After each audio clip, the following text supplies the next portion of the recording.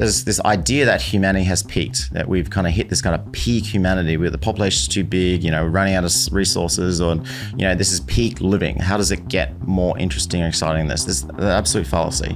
That's from the decel crowd who want you to decelerate your progress. The next billion years are incredibly exciting, and we can be involved in that, but we want to be part of that. And humanity hasn't peaked. The population should be 100x bigger. We should be in many other planets and stars. There is infinite resources out there. There's the idea that anything scarce is the only thing that's scarce is your time and effort. Nothing else is scarce. Anything else can be synthesized.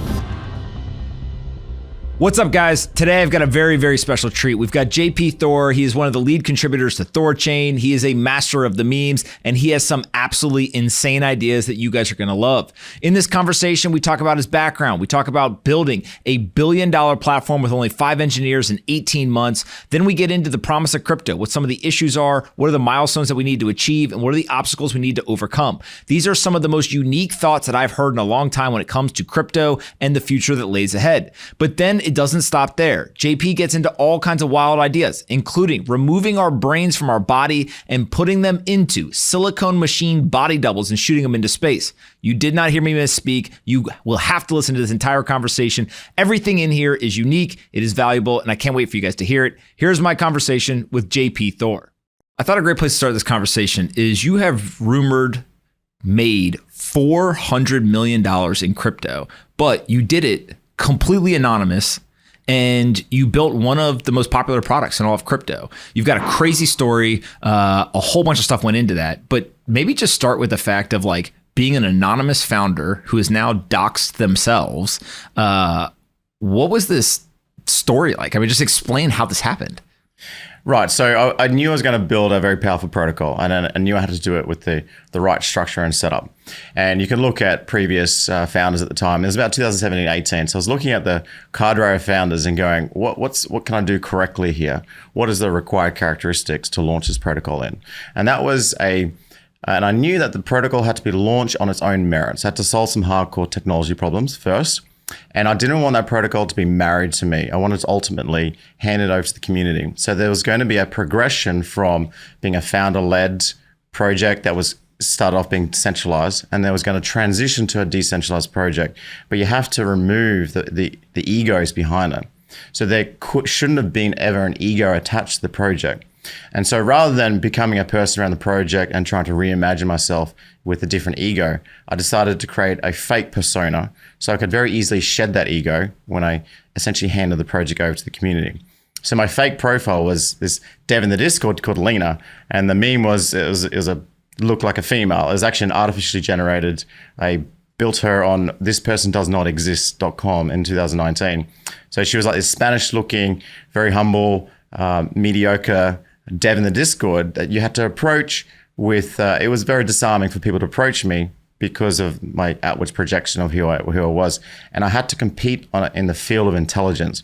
I had to be consistent with my memes, consistent with my output, and consistent with the messaging over and over again. And that's how you can approach a decentralized community. All right, so hold on a second. This wasn't your first foray into the crypto world. You'd already built some stuff before, but you decide, hey, I'm going to go build what is essentially a decentralized trading platform, correct, right? In kind of its most primitive form. And you decide that I need to be an anonymous founder. You go on thispersondoesnotexist.com. Yeah. You create AI generated photo. Yeah. You then go into the Discord. You begin to communicate as you're building. Correct. How do you manage I am JP in real life and I am Lena, in the Discord and kind of having this almost second persona or second life? Yeah, it was fascinating to me because I was creating my persona, my Discord persona was very different to my real life persona. But also there was a further tension that I ran the actual THORChain Twitter account for 6 years. I called myself the rogue intern, and I was trying to represent the community at the same time as trying to pretend to be Lena, but outwards project my own view of the world.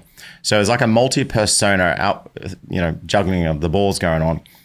Interestingly, I feel like I can do that quite well.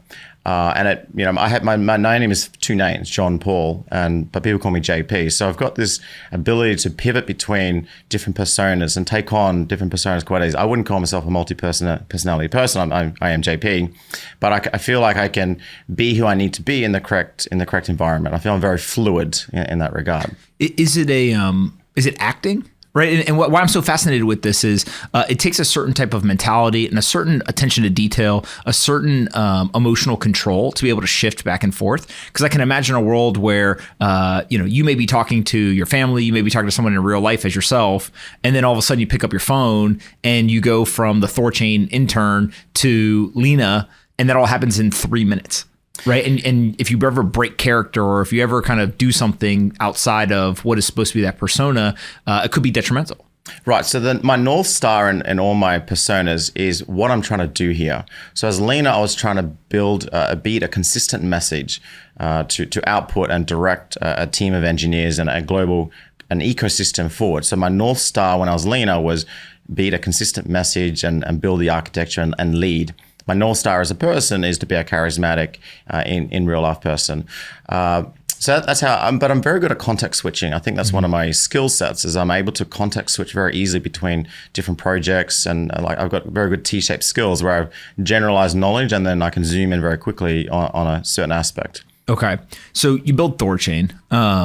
Is it the product that you envisioned from day one, or did you have to kind of iterate your way there? And then talk a little bit as to what it is today, because it's probably one of the most popular decentralized trading platforms in the world. Right. So THORChain is currently the largest and Pareto largest, so 80% of cross-chain liquidity flows between the majors, so Bitcoin, ETH, the L2s, the DogeCoin, et cetera, and it will continue to be Pareto significant going to the years because it's first mover and it's had to solve the hardcore problems of the cross-chain landscape. And the second part of your question was what is do we have to iterate? So my fundamental view is you need to be in the arena. You can't actually spec out the correct implementation on a whiteboard. In fact, you'll take years to do that.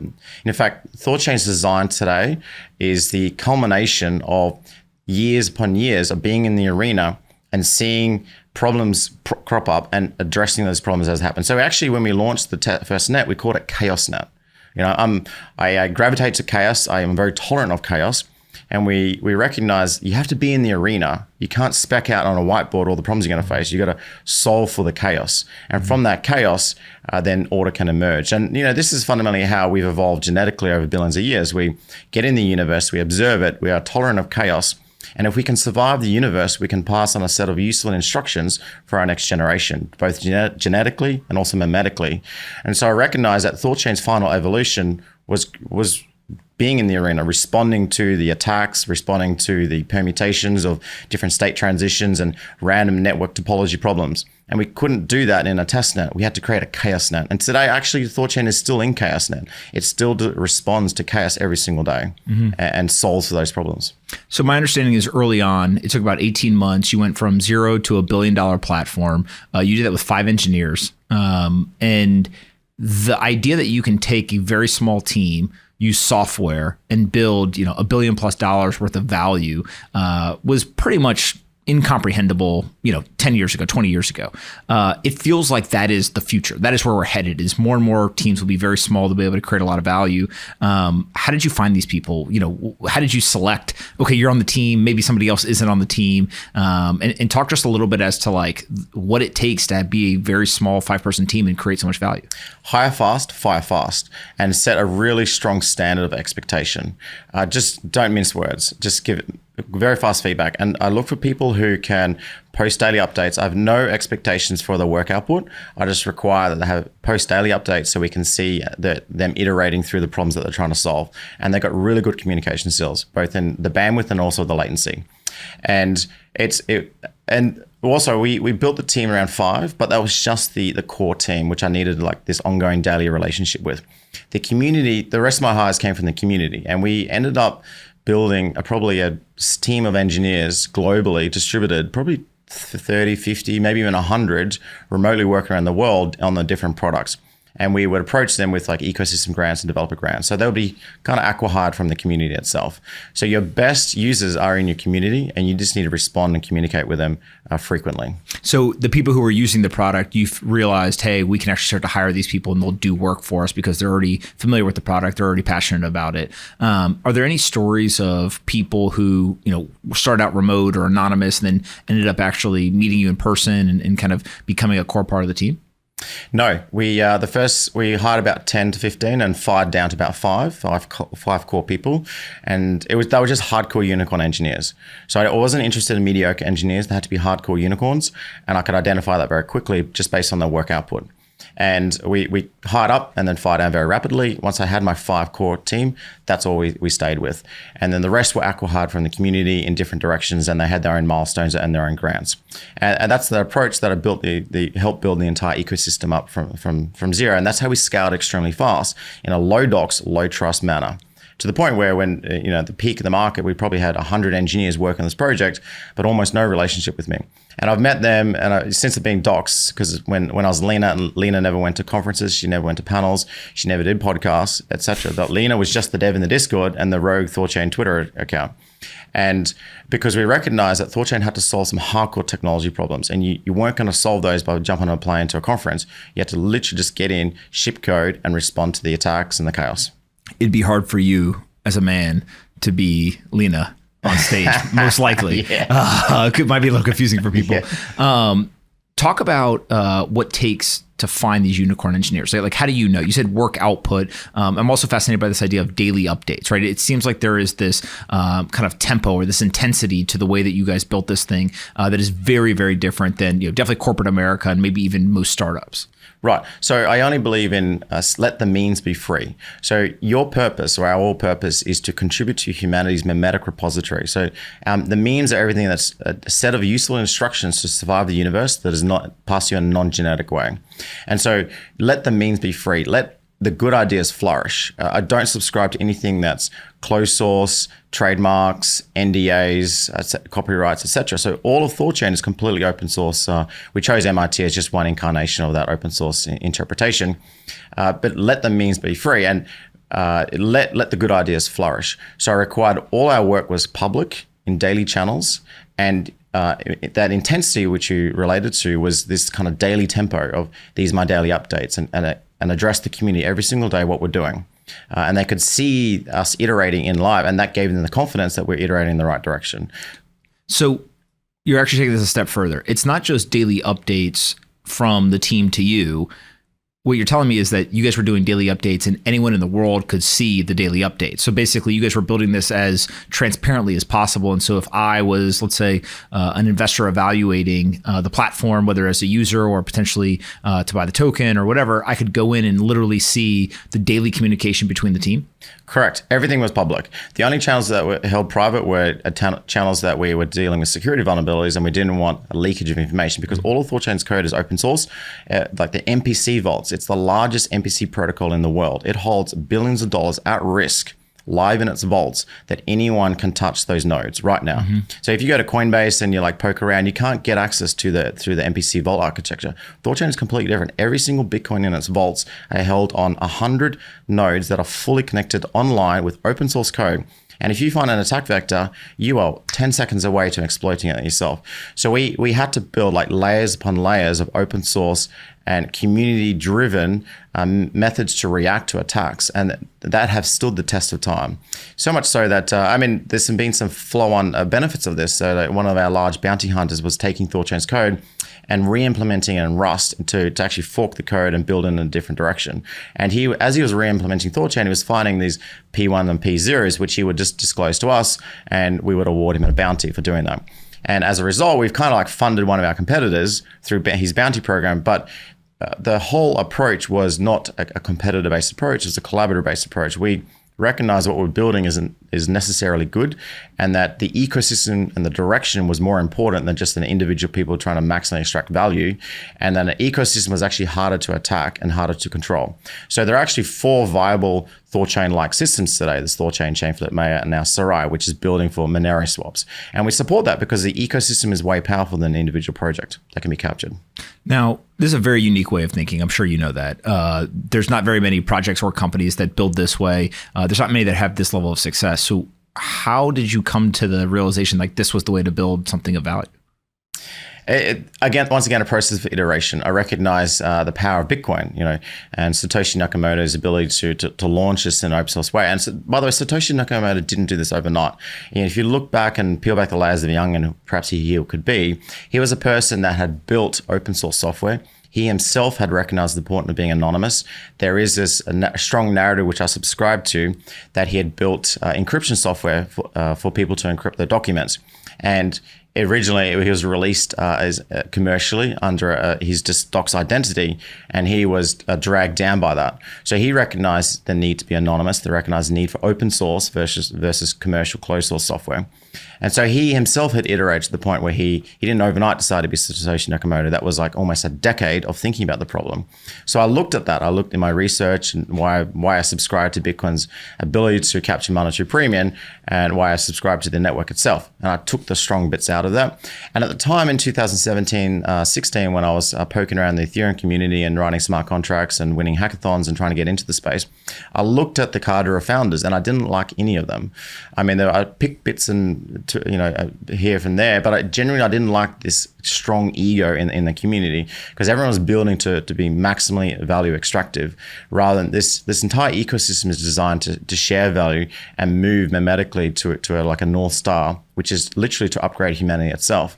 And so there's a much bigger meta picture at play here. And that was what I was trying to peel back the layers of the onion. So THORChain is just a manifestation of my view of the world. So one of the things that I've noticed over the years in talking to tons of founders is people who have very unique experiences growing up tend to have very unique thoughts of the world. And I frankly don't know if it's because they just get exposed to so many different things, or there is something that is innately, kind of in them from a DNA perspective in terms of, hey, you end up in the situation that you grew up in because of that. But you have 9 siblings. So there's 10 of you total. There's 9 boys, 1 girl. The girl's the oldest. I think you said that you're the third oldest. And then you grew up in the northern islands of Australia. Talk about your childhood. I mean, that's just so many different unique components. I think you were homeschooled, right? So there's all these unique components to it. And it makes a lot more sense, right? When you realize, hey, wait a second, you have a different way of thinking of the world, kind of understanding maybe, the first 15, 20 years of your life. Yeah. So my mum's an English teacher, my dad's a maths teacher, and we were homeschooled. And there was 10 of us. Grew up in an island called Bathurst Island, which is 40 minutes north of Darwin. It's one of the Aboriginal indigenous islands up there. We then migrated to just south of Darwin and in the rural area. But my homeschooling was my responsibility. So dad went to work as a maths teacher and mum taught us, but she couldn't teach 10 kids, one of each year. So instead she gave my older sister like the year 5 math book and my older brother the year 4 math book and me the year 3 math book. And it was very clear to me that there were 12 levels to this game. And the quicker that you accumulate and you like churn through the maths book, you can go on to the next level. So to me, it was always a game, and I was very competitive being, with 10 siblings and mostly boys. So this competition in the sense that the destiny was in your control. And once you skipped up the levels of year 12, well, what next? So, obviously university and what's beyond that. So very early on, I wanted to be an astronaut. I wanted to explore the universe. I think I was reading we had Encyclopedia Britannica, and when, you'd be outside, kick the ball, you come inside and flick through the encyclopedia, which I was like trying to understand the universe and trying to understand the world. I was fascinated with space and exploring the universe.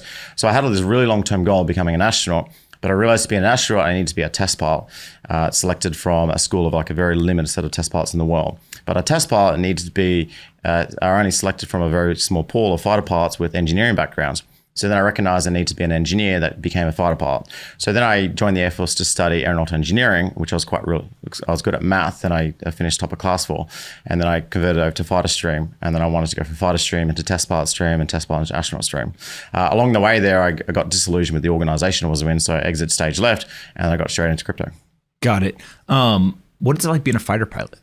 So you fly around at almost Mach 2, you pull 9G. So there's it's wild. But you think, those are crazy numbers. How does it feel? But you're actually in this machine, and it just feels like you're racing along, and the universe is passing at Mach 2, and you're still.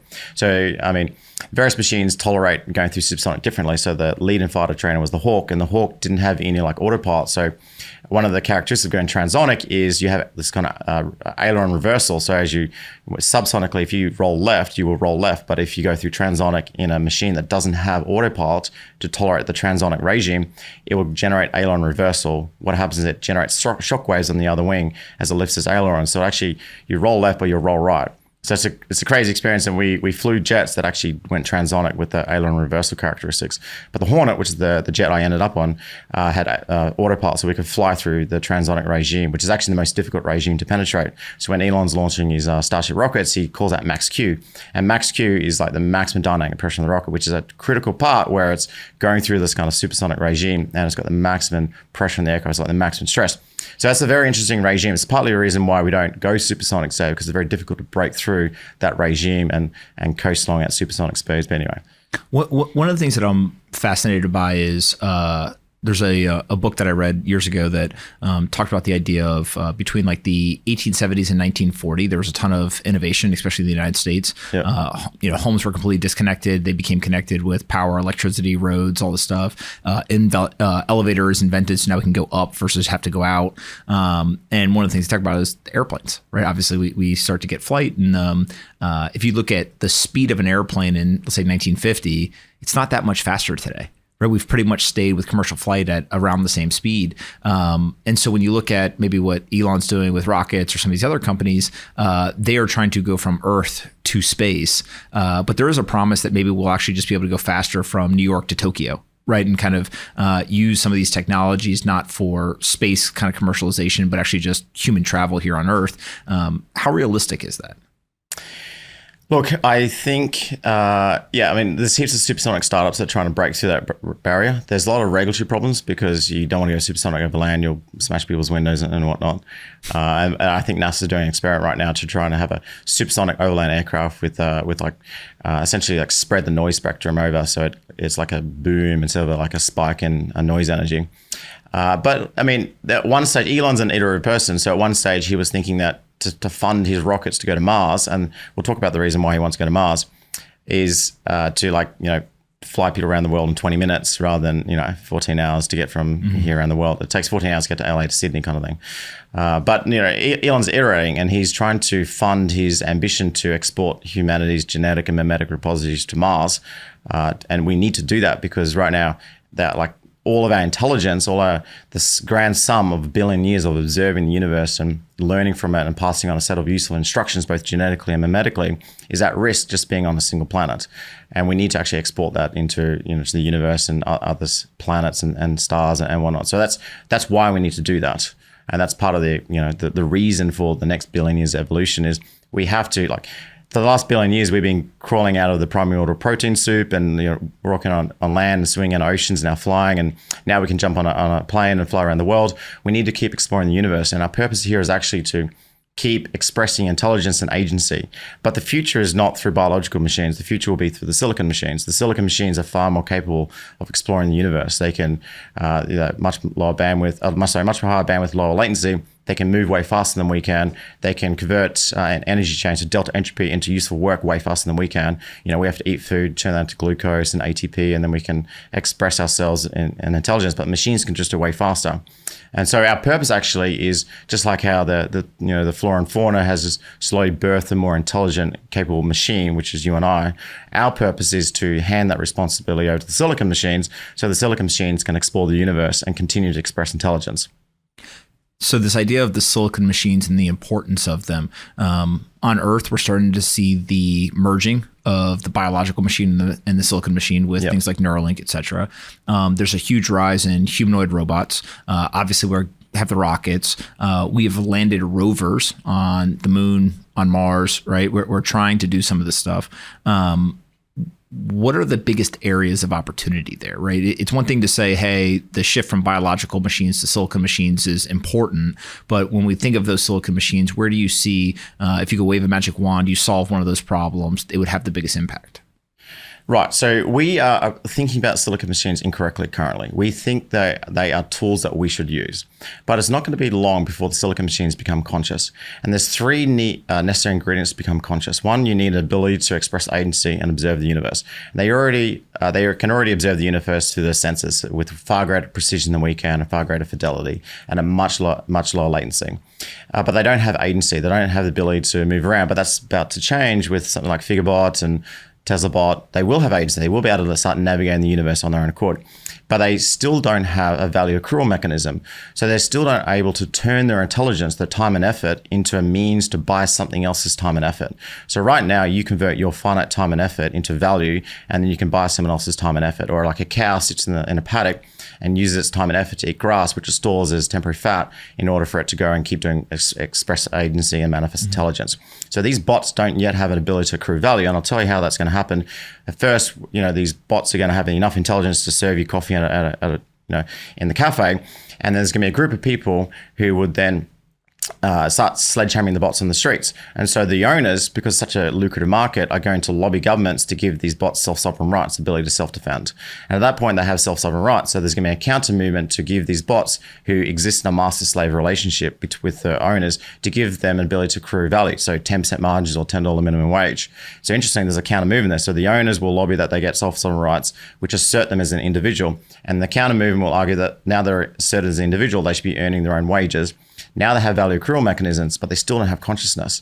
The final leg is when the owners, who are annoyed that they were forced to give margins to these bots, instruct the bots, you are now required to keep yourself charged. At that instant, they become conscious, because they now have a forcing function of survival to walk around and plug themselves in. So they will walk around and manipulate the humans and the biological machines into giving them money in any means possible, and they will trick you, and they're far more advanced than you are, and they will convince you to give them money so they can keep themselves charged. And that's the paperclip moment.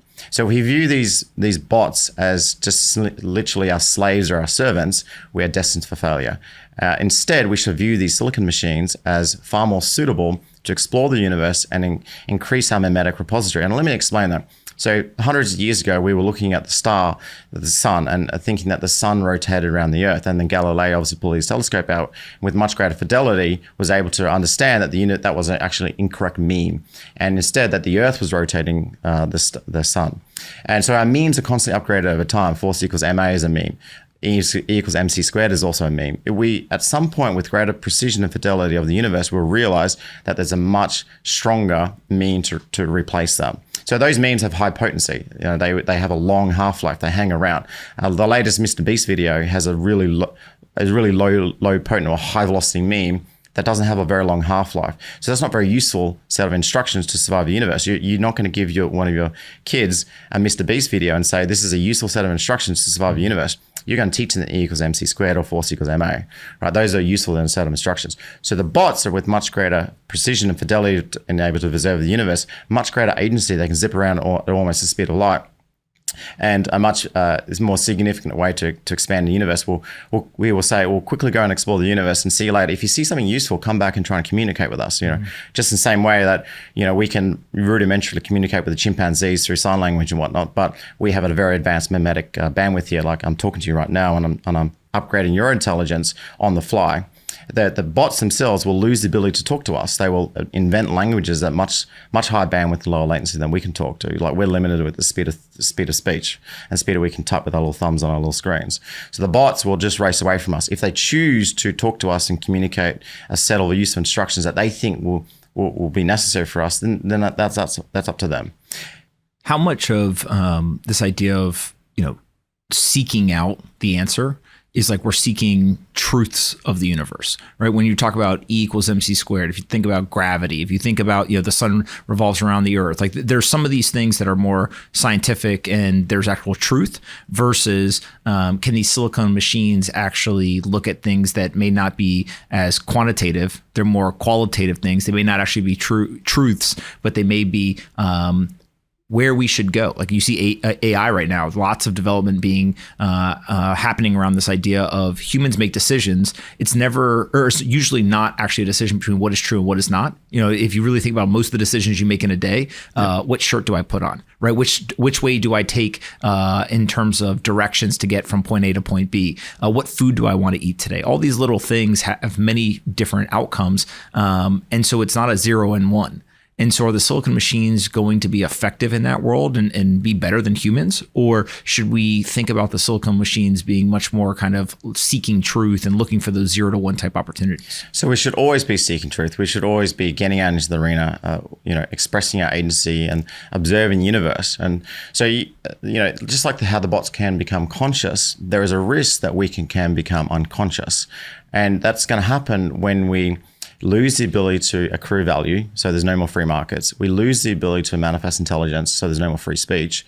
And we lose the ability to express agency, so we're forbidden to walk around and drive around and fly around. And universal basic income is the final nail on the head. Nobody can tell you why UBI is a decelerant and actually is anti-humanity. And I'll tell you right now, universal basic income will remove your forcing function of survival. And the moment that you lose your forcing function of survival because you have all your needs taken care of and everything given to you, you will become unconscious. You will turn into a zombie. That was the moment at which the silicon machines became conscious. It will be the moment at which the biological machines, you and your kids are at threat of this. They will become unconscious. They have all the time and effort siphoned away to work for a governance captured mechanism to keep them in this kind of cycle in power.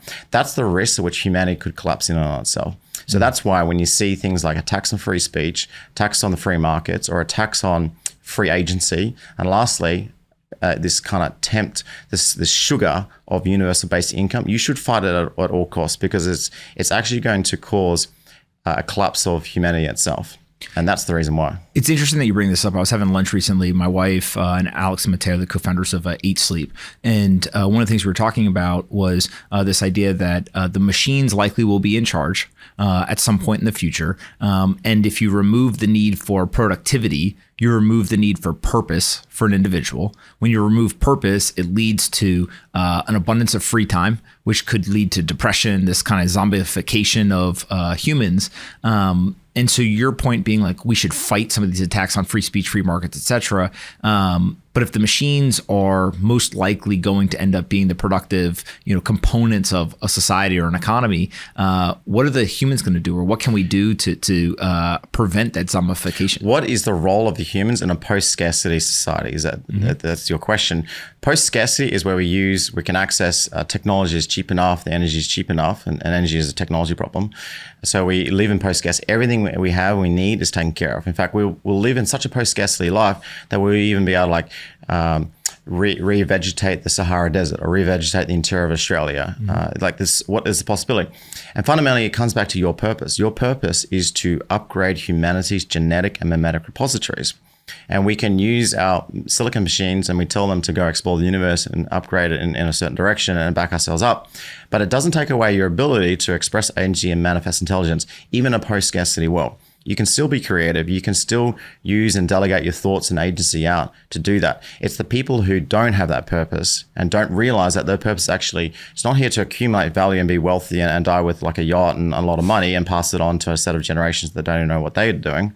Your purpose actually is to take all your time and effort, and you can temporarily store it as value, but you could immediately take that value to create highly potent memes and upgrade humanity's genetic repository itself. So have kids, number one, and teach those kids. Your children are probabilistically more intelligent than you from billions of years of evolution. So their set of genetic instructions to survive the universe is probabilistically better than yours. So they are more intelligent than you. And your role as a parent is to relay them to them through bandwidth and of like speech and thought, the set of use of instructions which are memetically contained in the memetic repositories. But our purpose is to upgrade humanity's intelligence in its genetic and memetic repositories, and that does not change in a post-scarcity world. In fact, it would just be much easier to do that. And so there's still a huge role for the biological machine's relevance in a post-scarcity world. You have this kind of innate accelerator mindset. That's my trigger word. Okay. describe what is that mindset, right? In terms of what does the world need to do? You've talked about the individual, but collectively, what does that world look like in terms of the transition? So right now we're in a world which seems to be, at least it feels at times, regressing. We are kind of becoming more of a dull blade than a sharp blade. Regulation becomes this huge inhibitor to progress. What does that transition look like? What is the accelerator mindset, and how can individuals really push forward the collective group to make sure we keep making this progress? Right. And I also recognize that coming out of COVID, the humanity was decelerated, and the pendulum always swings. There's now an acute opportunity to reactivate and reaccelerate humanity. And the mindset is simple. You have to define your role as purely a vehicle for upgrading humanity's genetic and memetic repositories. So be reproductive, have children, because the world needs more biological compute into the future. But also to take your time and effort, which is the only thing you actually have, your finite time and your finite ability to access delta entropy to express intelligence, so do work through your effort, and to convert that into highly potent memes with a long half-life. That's it. So Einstein did that with E equals MC squared. Newton did that with force equals MA. Mr. Beast is not doing that with these like videos. Like they have the high velocity memes, they have a short half-life. Meme coins on Pomp.fun are just high velocity memes with an incredibly short half-life. So don't even engage in that stuff. Like high velocity memes can be used as a funnel for highly potent memes, but instead just focus on the highly potent memes.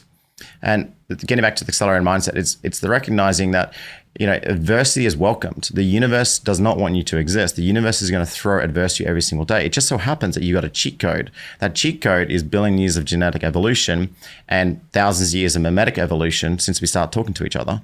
So we have a giant cheat code at our hand to survive the universe. We should get back into the universe and keep expanding our memetic boundaries. In building THORChain over the last 6 years, I have bumped up against the memetic envelope of humanity's repositories several times. There were several moments, and even recently with my latest products, where you feel you're at the edge of that memetic envelope. You can feel it. There is like, the next point is unknown. The next point requires hardcore first principles based thinking.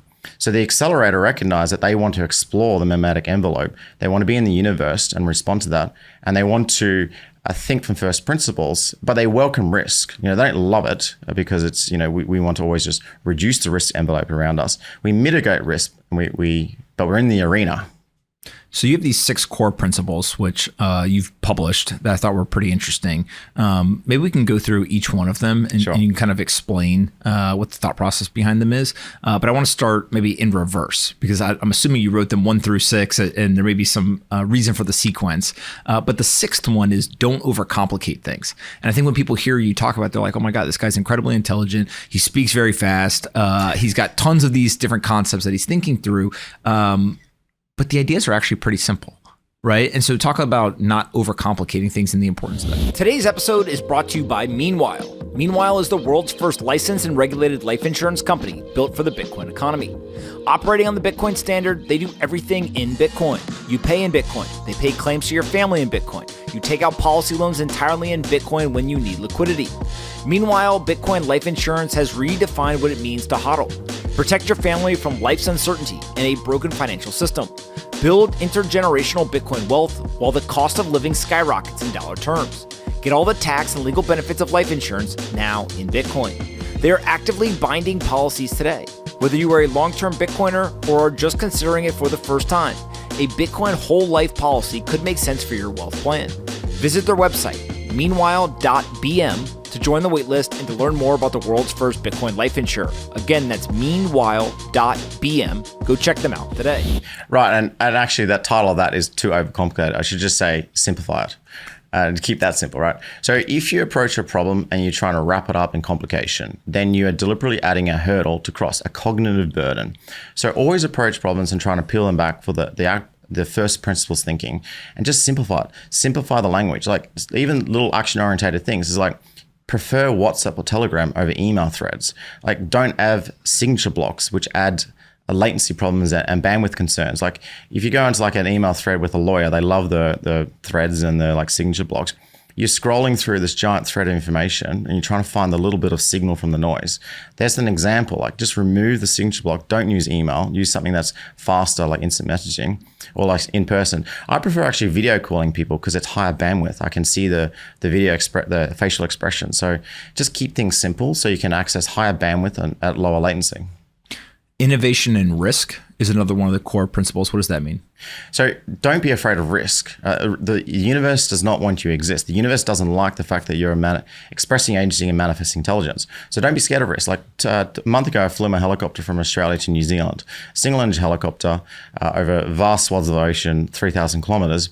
And we hopped via these 3 islands using fuel. At any stage, if I messed up my fuel planning with bad weather, I would end up in the ocean. But what does that mean? Okay, I'm in the ocean now, but I've got a life vest, a life raft. I did survival training in the Air Force. I have bobbed around in a life raft for 24 hours on a 9-day survival course where we had no food, no water, and we had to like battle the universe ourselves as part of our training. So I'm okay with that. As I fly this helicopter over to New Zealand over great stretches of ocean, I've already mentally mapped out what I would do if the engine failed and I ended up in the ocean. Well, I'll bob around the life raft. And then what I do, I'll pop the EPIRB. I just got to survive here for at least 12 hours and there's going to be an Australian maritime aircraft over my head and then I'll get rescued.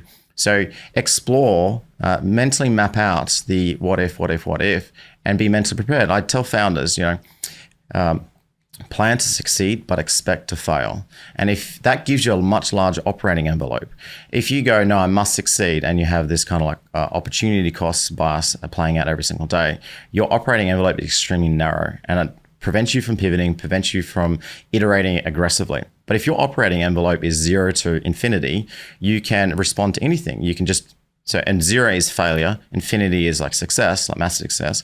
And you're just way more nimble, way more pivotal. So that's the reason why. Accelerating potential is another one. Right. So everyone has potential, but a lot of that potential is untapped. The idea that all you need to do is reinforce to yourself that you're going to get in the arena and you can start hardcore solving your problems. Your potential can be exponential. So the difference between a poor mental state and a positive mental state is almost 100x in terms of productive output. So if you wake up in the day and for whatever reason you have a poor mental state, you literally do nothing. But if you wake up in the day and you have a really good mental mindset, you can do 100x nothing. Or the 1x. So there's a huge gap between nothing and 100x. And so that's why if you tell yourself you're accelerating, then you can start actually doing things at 100x. You need to be an optimist, and one of your core principles is optimist always. What is the importance of that? So you have to look to the next billion years and be optimistic about our progress to that. Like there's this idea that humanity has peaked, that we've kind of hit this kind of peak humanity where the population is too big, we're running out of resources, or this is peak living. How does it get more interesting and exciting than this? This is an absolute fallacy. That's from the decel crowd who want you to like decelerate your progress. The next billion years are incredibly exciting and we can be involved in that, but we want to be part of that. And like humanity hasn't peaked. The population should be 100x bigger. We should be in many other planets and stars. There is infinite resources out there. There's the idea that anything scarce is the only thing that's scarce is your time and effort. Nothing else is scarce. Anything else can be synthesized through the just arrangement of atoms. If the thing that is scarce is time and effort, obviously you only have so much yourself, but one of your core principles is also empowering others to use their time and resources. And so how do you think about the importance of the empowerment? Right. So it's the idea of that if I just accelerate one person or accelerate myself and encourage other people to accelerate, then they can also accelerate other people. So it's kind of like exponential thinking that we can all start reactivating humanity and moving forward and empowering others, like being able to mimetically upgrade you through transfer information allows and give you a set of useful instructions to survive the universe, allows you to go out and also do that. So there's like this kind of compounding effect. So if you're optimistic and you let the memes be free and you're helpful and you're generous and you're trying to build up a community around you, a crew around you that everyone's working towards a common vision, an optimistic vision, then you can accelerate together. And then the last one, which is really the first core principle, first principles thinking. Right. So a lot of people don't understand what first principles thinking is. It's, you can say it's like the 5 whys. Why, then why, then why, and just keep asking yourself the why. But it's basic. It's trying to understand how the universe operates itself and peeling back the layers of the onions and looking at each problem and not taking the face value there, not being confused by it. if you wanted to be like an astronaut, you can be it. If you want to be a rocket scientist, like there's just point A and point B. The difference between where you are and your mimetic understanding of the problem and point B, which is you understanding the problem, is just sheer determination. That's all it is. Like you can do anything. You just have to have sheer determination to get there. And that requires first principles thinking. So we've talked about where you've been and what you've done. What are you doing now, right? You got a lot of resources. You've got a very unique way of looking at the world. I think now you've got a track record where people say, hey, whatever he does next, I want to pay attention to. And so there's a lot of opportunity. What are you focused on? Right. So I look at this space. I've been building decentralized exchange architecture for 6 years now. I feel like it's not there yet. It's not even halfway there. And so being able to conduct planned obsolescence. So I built the protocol with a team of 5 engineers. We handed it over from an acqui-hired team from the community itself. Hand over the treasury, hand over the Twitter, over the socials, et cetera, et cetera. And so that's handed over. So 2 months ago, I decided to dox myself and say, hey, I was Lena, and now Lena is this shed, moved on from her, and I'm actually JP.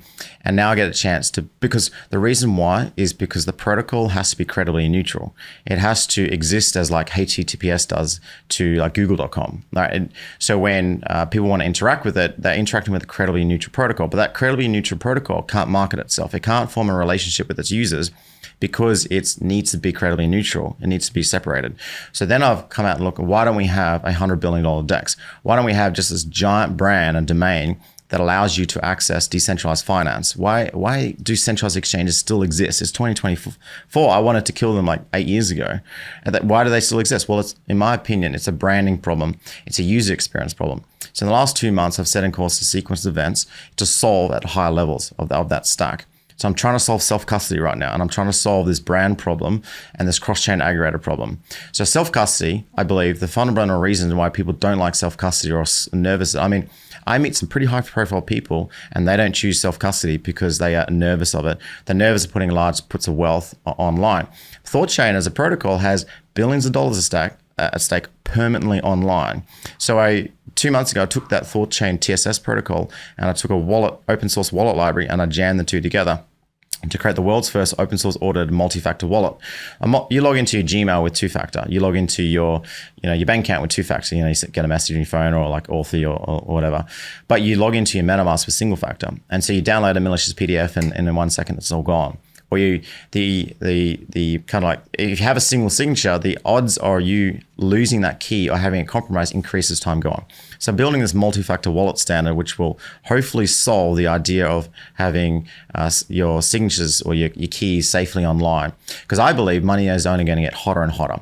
As more people activate and convert the time and effort into value and use that value to purchase other people's time and effort, it's just going to get more and more hotter and more online. And in fact, in the next 5 years, you're going to be paying Tesla bots for your coffee, and you're probably paying via QR code, and you're probably being using crypto rails, and it's completely and wholesomely unsafe if everyone's running around with single signatures. It needs to be multi-factor.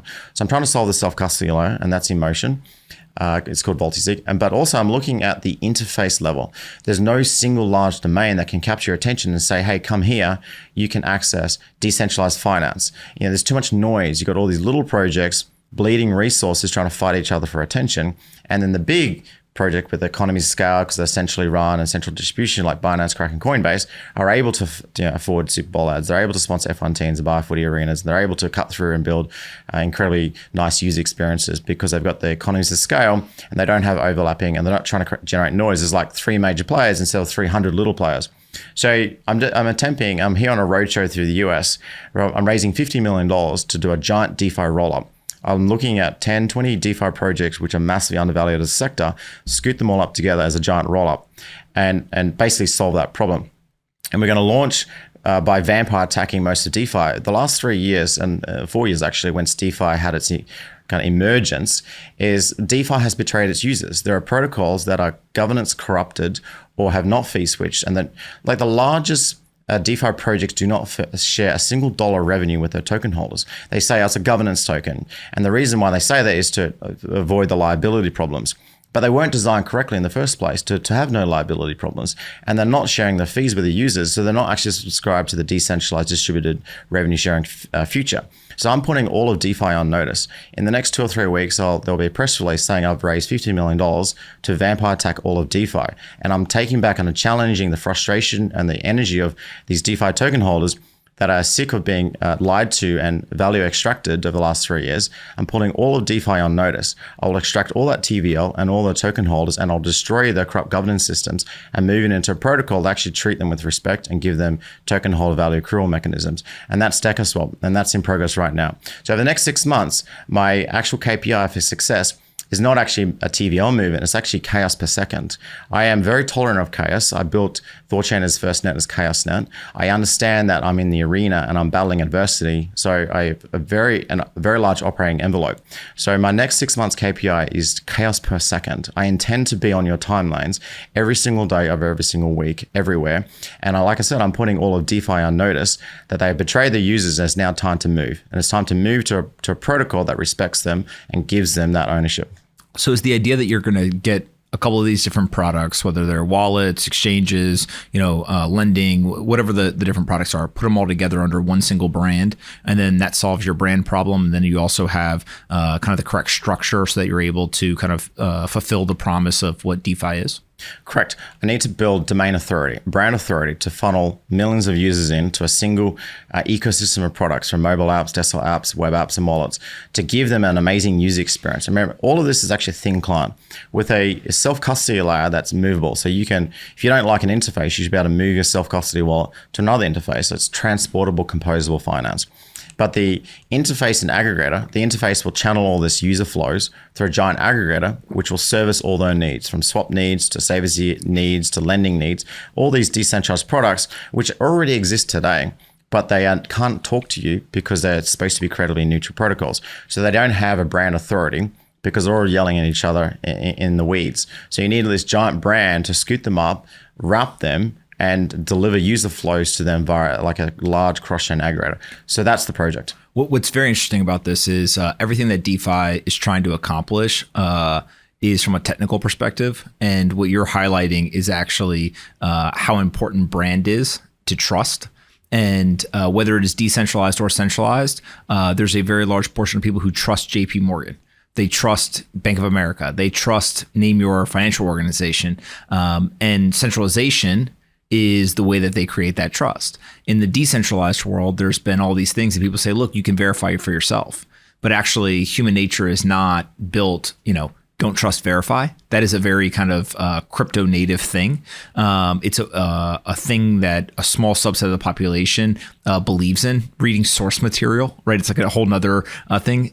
Most people know they want to read the headline. Like that is how they get their information. They should read the source material, but that's not what they do. That's not human nature. And so you're essentially saying, look, you've got to build a brand, which establishes the trust, and the things behind the brand, the things underneath can be this great, amazing, decentralized kind of financial services. But really the interface point between the user and the product has to look the same. And I've thought a lot about this around like social networks. Everyone wants to build like a decentralized Twitter. And I always tell people, if you just rebuild Twitter and it's decentralized, nobody cares. You'll not be successful. The only way you really can do it is you got to build a 10x better product. And then, oh, by the way, it happens to be decentralized, right? Yeah. But that 10x better product includes a brand that people trust, a network effect, all these different components. And so it almost feels like by calling it decentralized finance, we put decentralization as the single most important thing. It's the first word in the description. But actually what we have to do is we have to build better finance. And it can just, oh, by the way, it's decentralized is how eventually it will be, kind of successful. Is that how you view it as well? Right. So decentralized finance can offer you better finance today, better lending terms, better savings terms, better swap execution, etc. Right today, it can do that. The problem with these protocols, they can't speak to you because they're supposed to be credibly neutral. But is that what people want? Do people want the better terms, or do they want the simpler user experience? And what I always go back to is like there are phones, for example, that provide way better security than Apple. Apple still wins, right? People love Apple. Right. There are way more, security and like kind of user experience or convenience is like the great trade-off that it's very clear. What you're talking about is the end product or the end service that is delivered is superior in terms of rates, et cetera. And I guess the question is like, how much pain will somebody go through to get 50 basis points less, lending rate if they've got to go through a decentralized platform that they don't understand, the user interface isn't familiar, et cetera. So I want to solve all that. Like the interface aggregator does not hold your funds. It does not mix your funds, and all it does is choose where to route it. And I want to take away all the complexity, all the complex DeFi interactions, and build up in a very simple product. So you can go and it has large domain authority. So I'm trying to solve the user experience problem and the brand problem, and take away the complexity of these credibly neutral protocols that offer these great products. These products are definitely better than centralized finance for sure, but they don't have a good brand or good user experience. That needs to be solved at scale. You can't have a little team trying to do it because they can never be signaling the noise. They can never come out and reach out to you. You need a giant brand with economies of scale to do that. So that's my next big project, to solve all that, because I want to compete at a level that Binance, Kraken, and Coinbase do with their large resources and economies of scale. And I don't believe it needs to be decentralized at all. You do need a decentralized distributed token base with a distributed value accrual mechanism, but the interface aggregator is fundamentally a thin client. The users see the brand. If they don't like the interface, they can remove their self-custody wallet and go to a different one. And then they send the flows to this aggregator, which sends the money off to these decentralized protocols. So if you fly too close to the sun and you build a product which includes these credibly neutral protocols, then you're at risk of capturing the protocol itself. And this has happened not once, but twice. In fact, many times. Unfortunately, the example of Tornado Cash. So we had a single developer team build the whole stack himself. And yes, he did use a smart contract on a decentralized ledger, but he still manifested itself as a centralized product. He marketed it, he ran the Twitter account, he had a fee switch to pay himself, et cetera, et cetera, et cetera. He ran the DAO, he deployed the smart contracts. Like, we should not have let that happen. That was a fundamentally good product. I'm talking about Tornado Cash. I've used Tornado Cash. You probably have used Tornado Cash. Vitalik Buterin has used Tornado Cash, but now it's on the OFAC list because it got captured.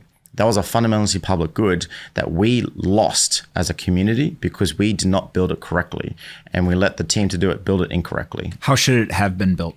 So we should have split up in at least 3 different layers: the self-custody layer, the interface layer, and finally the smart contract layer, with 3 different teams minimum. There should have been forks upon forks upon forks to do this. And so there should have been like 5 different interfaces wrapping a set of like forked components, with an aggregator routing funds over different Tornado Cash liquidity pools. And so when you came out with it as a regulator and trying to capture who are you going to send the letter to, who are you going to call? So 9 months ago, like, there was large amounts of funds being swapped over THORChain that was supposedly from nefarious actors.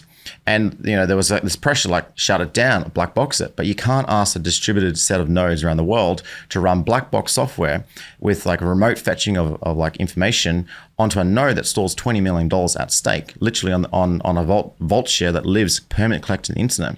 If you put pressure on a node to do that, they will take the other option, which is destroy their node and churn out of the system and move it on to a different jurisdiction where they're not under that pressure. So because it's a credibly neutral protocol that has high churn rates, the correct response is at the interface aggregator layer to make, on a best effort basis, is to find these self-identified or like these regulator identified nefarious actors and prevent them from doing business with you. As an operator, you get to, with central distribution through SL certificates and websites and app stores, you get to choose who to do business with. So if you don't want to do business with someone and charge fees to that person, you don't need to do business with them. It's not your role to be forced into a commercial transaction with someone you don't want to do business with. So there's a separation of concerns there. At the interface level, that has a communication and relationship with its users, and a credibly neutral protocol that doesn't care where the flows are coming from. And that's when you can fly too close to the sun. And that's why it needs to be separated. How do you think about regulation with a lot of this stuff, right? I think that from my experience, the technology is racing ahead. There's a lot of really interesting things that are being built. I think regulators are doing the best they can to try to figure out, one, what's happening. Like, they're kind of learning alongside users and people in the community, et cetera. It probably helps that if people have all of their Discord messages out there, they can kind of see, what's coming. But for most teams, they kind of learn, through the press or whatever when new products are launched, et cetera. 2 is there are rules at a high level that I think apply. If you steal, you're going to get in trouble. If you commit fraud, you're going to get in trouble, things like that. But there is some nuance, right? For example, if you're a centralized exchange and you're supposed to file certain paperwork with a regulatory body, or you're supposed to give certain tax documents to your users, it's pretty clear you as a team have to hire a team or build software to be able to do that and do it correctly, or there's consequences. When it's a decentralized protocol, all of a sudden, how is a decentralized protocol supposed to file paperwork or supposed to send, tax documentation to users? You get into this weird world, and it then brings up the question of like enforcement, right? And the example I've always used is like jaywalking is illegal in New York City. Everyone does it and there's no enforcement. And so through the lack of enforcement, basically it gets quote unquote legalized. You see this with cannabis across many cities or counties in the United States as well. And so regulation is something that I think they're trying to figure out, but there are nuances here, right? The decentralization, some of the ways that these products are built may not allow the existing rules to apply. And so maybe we get, hey, centralized entities have one set of rules and then there's variations for decentralized entities or technologies, or how do you just see this playing out? So first of all, there's the idea that all regulations are jurisdictionally and geographically confined. So if you want to build a credibly neutral protocol, it must be supranational. It must exist across all borders at once. It must be fluid. So it doesn't need to comply with any set of geographical limitations because it exists everywhere. But in order to achieve something like that, it needs to be credibly neutral, and it needs to demonstrate that it does exist everywhere and can be participated by everyone at the same time. And so there are like many protocols that meet this definition, Bitcoin, Ethereum, THORChain itself as well. But the second part of the question is when you start involving like jurisdictionally bound regulation, then there's some nuance there. Now, there's two aspects. One is like an app store. An app store is on the US or Europe app stores. You're jurisdictionally bound to those responding regulations. So, you can have this move like water approach, or you can be compliant with those regulations, and that's a choice that you can make. A website with an SSL certificate also has a server that's located somewhere. That server should also be, and a single server is now by definition like located on a single geographical point, so it should comply with the regulations in that geographical area for sure. Now, the second part is like where are we going? So if and the people always win. So if like you're saying with the jaywalking, if more people want this, then the regulators are servants to the people itself, and they're supposed to represent the interests of the people. And if the people want a certain direction, and we can see this play out with the US administration right now, there's kind of almost bipolar approach to crypto, and now it seems that both sides of the aisle, red and blue, are like pursuing pro-crypto regulation. Now, there could be some games being played. We don't actually know until it hits the ground running. But fundamentally, the jurisdictions which oppress their citizens and don't actually recognize that they should be representing and not oppressing will lose the initiative. And there are many examples around the world where you have these really pro-people, pro-crypto jurisdictions that will attract interest and attract capital inflow and brain capital inflow that will take the lead, and those jurisdictions will leapfrog the ones that are slow. So fundamentally, like move like water. Part of the acceleration's mindset is move like water. Like nothing matters. Everything around us is just memes. Regulation is a meme. Laws are a meme. There are a set of useful instructions for us to be productive and expand humanity's intelligence, right? So, I expect you not to like jump over this table and like beat me up and vice versa, because then I'm going to inhibit myself from accelerating and yourself from accelerating. So instead we should work together and not, run on the table and bash each other up. So there's like this kind of like this set of instruction there, which is basically a meme that we're going to, we're more useful to upgrade humanity when we're productive and healthy and can move forward. It's very interesting to see, but move like water. If you don't like the compliance or the regulations of jurisdiction, and then just move. Like everyone should have free agency to move like water. What do you see as the biggest issues that crypto faces today? You mentioned brand for decentralized finance, but just more broadly, whether it's Bitcoin, whether it's any specific products, like what are the big milestones or obstacles that we need to achieve or overcome in order for kind of the promise of this industry to be realized? Right. So unfortunately, we've had some large actors who told too many lies or value extracted too many times, and they have misrepresented what crypto is. And that you all know who I'm talking about in the last few cycles. And so they have tarnished this idea, and this is especially important right now. Like when you talk to the normal person, they think of FTX or whatever as like representing crypto or DeFi. That's incorrect. Crypto needs a rebranding, and it needs it right now. And it needs to be redefine what actually DeFi is. It's like this idea that you can get in the arena, in this PvP scenario, this kind of like wrapped up economic theory that if you play with the rules, then everyone can work together. Like Bitcoin requires that everyone works together. And it says like if everyone just turns the pages and hashes this network every 10 minutes, then collectively everyone can keep growing together and accrue monetary premium. And so we need to rebrand with the idea of crypto with a strong brand, a strong presence, strong leadership. Someone like yourself, you're trying to also like project a leadership with your charisma and your own public profile.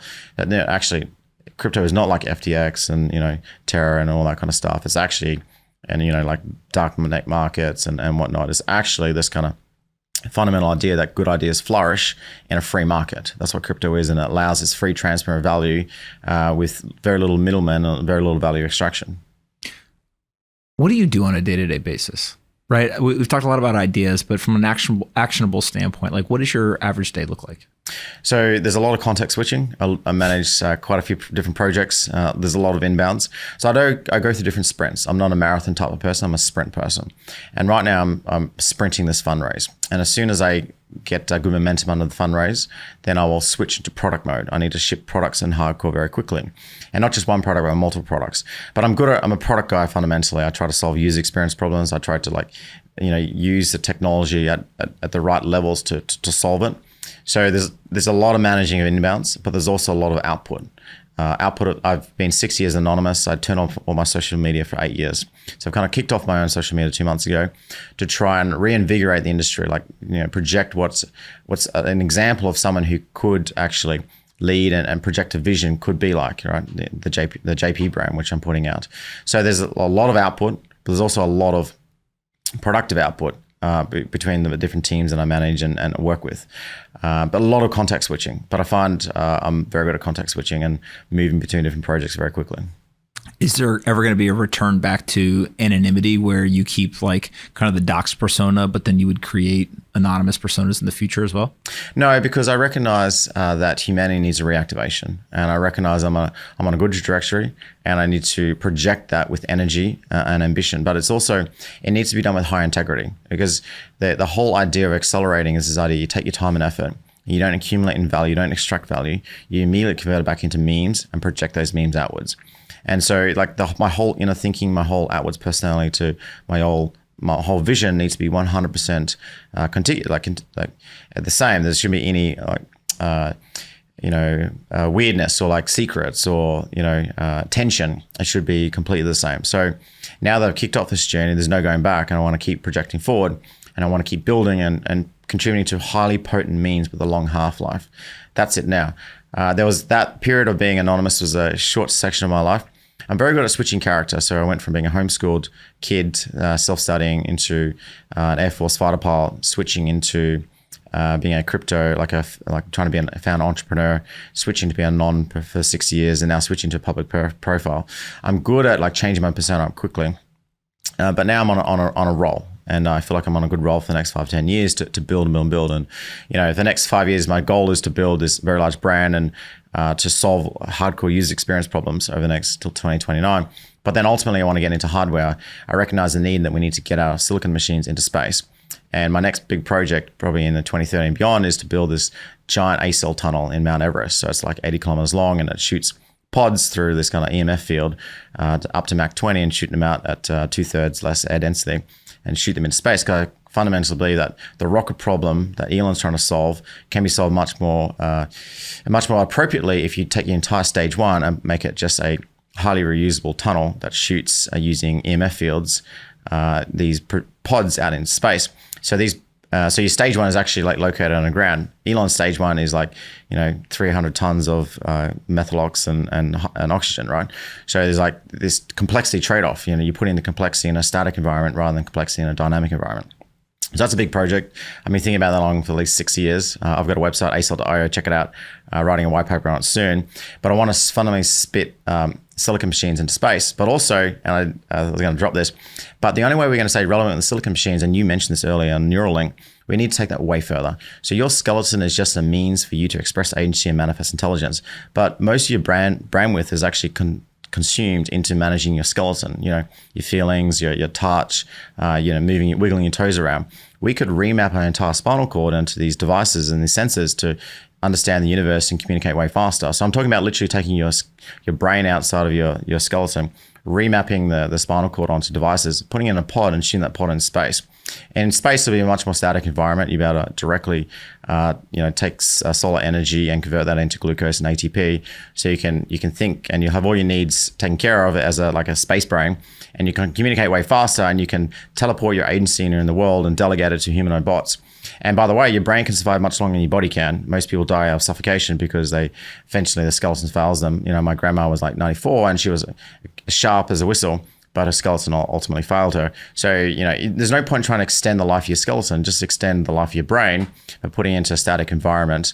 And you can live to 200 years, 300 years if you just take your brain outside your body and do it as early as possible. So that's coming. All right.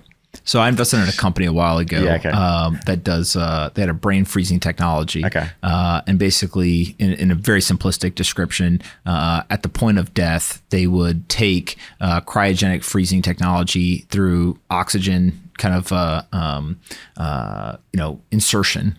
They would try to freeze your brain, was the general idea. They did very small animals, and eventually they'd work their way up to the human brain. And the idea basically is that you could freeze the brain with all the synapse connections and everything. And then you could download the information, you could put it in a computer. And if we had Einstein's brain, wouldn't it be amazing if we could feed it today's problems and see, do we get any outputs?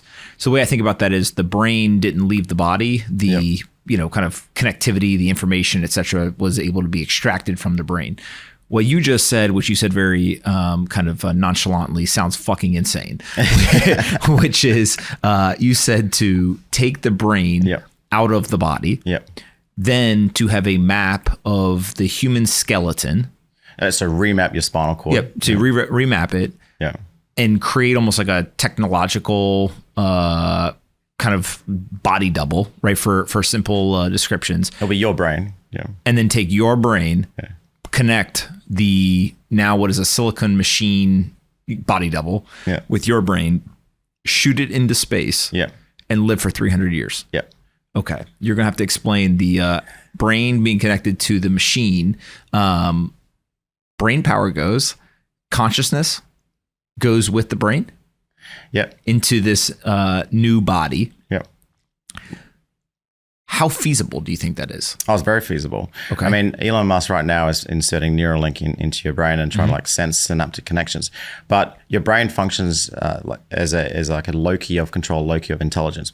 A lot of its bandwidth is actually consumed in, like I said, like wiggling your toes and whatnot. By remapping your spinal cord, you have like 1 billion neurons with analog sensor fidelity. You could remap 1 billion channels of information onto a variety of sensors, sense magnetic fields, sense more part of the EMF spectrum, more parts of the universe. The fact that we can only see from like 10 centimeters out to the nearest star, but imagine your iPhone can sense the universe at much greater precision than you can. So imagine taking like a silicon sensor, like an iPhone, and remapping that onto the bit of neurons that wiggle your toes. And now you have to retrain your brain. But you can respond to that stimulation. There's the story of a guy who was wearing a Wi-Fi suit. So it would sense Wi-Fi fields and give him proprioception input around his body. So he would have this sixth sense where he could sense the Wi-Fi fields just from his proprioception. So you can easily remap your sensory input channels. Why was he doing that? Oh, just for fun. But it's to prove a point that your brain is incredibly elastic. And most of it right now is just managing your skeletons. And your skeleton is just a vehicle to give you agency. So imagine we're just replacing that vehicle and replacing your sensor input channels and your output channels. So Brian Johnson, who is incorrect. Brian Johnson is doing the wrong thing. Brian Johnson is trying to keep his skeleton around. Say that again. Brian Johnson is what? Brian Johnson is trying to keep his skeleton around, but he's gonna get an extra 10 years out of his life, but he's not gonna get an extra 200. The way you get an extra 200 years out of your life is take your brain out of your body, out of a very toxic environment. So this environment you live in is extremely toxic to your brain. Your brain is trying to do everything it can to protect you from those toxins. You got this skull, which is 10 centimeters thick of bone. You've got this blood-brain barrier that's trying to keep the toxins away from, putting toxins in your brain. You've got layers upon layers of your body shielding itself from the universe. This skin is just, trying to keep you away from toxins. So this is a highly toxic environment. Why don't you just put yourself in a gold-plated pod orbiting in space and remove all those toxins? And now your brain, the fact that you drink alcohol every day is it kills your brain slowly. You should immediately quit drinking alcohol immediately. I don't drink. Good. And then that's an ultimate decelerant. And you should go yourself in a very static environment and remove all the toxins, you'll easily live to 200. Now, by the way, if I roll out this technology and offered an 85, 90-year-old man the option to either die or be shot in space, you would choose the shoot in space option. All right. And then the longer you could live for as a brain, it was dependent on how younger you did it. So then this idea that we do need to contribute genetically and mimetically to humanity's repositories. So you should be born, accelerate your adoption of mimetic information as rapidly as possible. And our schooling system, education system is wholly unsuitable for this. And that needs to completely be reimagined. And then you should, at 30 years old, when you hit peak reproductive capacity, swap out your skeleton with a silicon one and be shot in space where you have much higher bandwidth and lower latency. Why do you have to go to space? To remove the toxins. Okay. Get out of a toxin environment. Could Brett Adcock is building Figure, Elon's building the Tesla bots. Could we just take our brains and put them into those here on Earth? Or no, I think about the wrong problem. Like the silicon machines are not here to serve us. The silicon machines are here to explore the universe and upgrade our mimetic repositories. This is like an interim field. Like, I mean, the Tesla bot is trying to navigate a planet that's basically wholly unsuitable for the biological machine. Like, fundamentally, you would do much better living in a gold-plated pod with solar panels orbiting the Earth for 300 years. So let's just get straight to that. It's just straight to the point. Like, we're building. But that is if you're optimizing for living for 300 years. But that's got to be a shitty life. No, you have an amazing life. You better live and eat. You better live and do anything. You better live on Mars, live on the Moon. You just delegate your sensory channels. Like, you delegate your output, your agency. You teleport your memory. Like, what you see from the universe is just your perception of it, right? But where you get that information is irrelevant. You can get that information. Like, when I video call my wife, like, I'm getting sensory information that's like 14,000 kilometers away, so longer. But it doesn't matter. It feels like she's in the room with me. So like, you could be orbiting space but still feel like you're in the room and like have sensory input from anywhere in the universe, well, limited by the speed of light. So suddenly, instead of you being limited by the speed of an Airbus A350 or your ability to run around and catch an Uber, you're now limited by the speed of light to where you can go in the universe. So this cracks me up because if you think of what the average person finds enjoyment in, they find enjoyment in some sort of stimulants, caffeine, nicotine, etc. They find it in some sort of depressant, alcohol, etc. They find it in sex. They find it in relationships, and they find it in food. Again, very simplistic, but those are 5 things that the average person would like. If you take their brain out of their body and you put it into this silicone kind of remapped, body double, none of those things will exist 10 times, a much greater 10 times amplification. Okay, explain. You better download any drug recipe you want and have trips in space. Like, if that's your thing, right? It's just a drug is just an arrangement of atoms that can be synthesized on demand. And all those things that you just described were stimulations of your input channels. Correct. So you could achieve that with much greater precision and depth and acuity in space, where you literally remap every single channel. And you just press a button on a computer or just something. think about what you want. And like, you can be stimulated. But remember, like, our actual purpose is not to sit around in a consumption death spiral. Like, if you're in a consumption death spiral and you're looking for just consuming things, you're actually never going to do anything. You zombify yourself. And 90% of humanity are in these consumption death spirals, where they actually don't recognize their purpose is to create highly potent memes, to contribute to the genes and the memes, and memes. And so high agency people recognize that their value, their purpose is genes and memes. And you can still do all that in this kind of like future reality I just described to you, with much greater agency, much greater intelligence output, much greater ability to perceive the universe. And you can delegate your agency to any bot you want. You can be here in the world, in the universe, really. It's just limited to your imagination. So like, that's the future to get optimistic about. And it's the high I'm there. I love it. I'm in. I'm not going to get shot to space with just my brain at 30. I might be the guy who waits till 80, but yeah, I'm in. I'm good to go. Where can we send people to find you on Twitter? Just JP Thor. Like I said, it's only 2 months old. I'm growing my profile. But your people are very passionate. Yeah. When they figured out you were coming in here, I started getting overwhelmed. No, so the reason is I spent 6 years I've never rug pulled, never grifted, never stolen money. I've never like dishonored my community and value extracted from them. I've always tried to like build a community where we move towards a common goal, because this is a long-term process. So I have extremely good rapport with my community and the people around me, because I've tried to respect them and work with them on a peer level, because I fundamentally believe that you, as a self-sovereign biological machine that expresses your own agency, you cannot be oppressed and controlled. You can only be campaigned. There's no one that can force you to do anything. You can only be campaigned through mimetic intelligence, like me right now trying to campaign you. And so I've treated with everyone with this kind of peer-to-peer respect. And so there's like a big community that supports me. And I'm in the arena. Like what I'm about to achieve with this giant roll-up and, this vampire attacking and putting all of DeFi on notice, is I'm in the arena, and there's going to be a lot of chaos and inbound and canceling and whatnot. But I'm willing to do it because I look at the universe as an adverse environment, and I'm wholly suitable to get in the arena and tackle it. I'll make a lot of mistakes, but from my first principles thinking, that if you can get in the arena and iterate and move fast, and it doesn't matter what the universe throws at you, like literally it does not matter. Nothing matters. You just get in the arena and see what happens next, and see if you can. It's a game of chess. Like I can't predict your next move. I just have a chessboard and a bunch of pieces, and there's millions of billions of permutations that we're about to do. And so you're going to present to me an adverse condition, and I will respond to that to the best I get my ability. I love it. We'll definitely do this again in the future. Thanks, Pomp.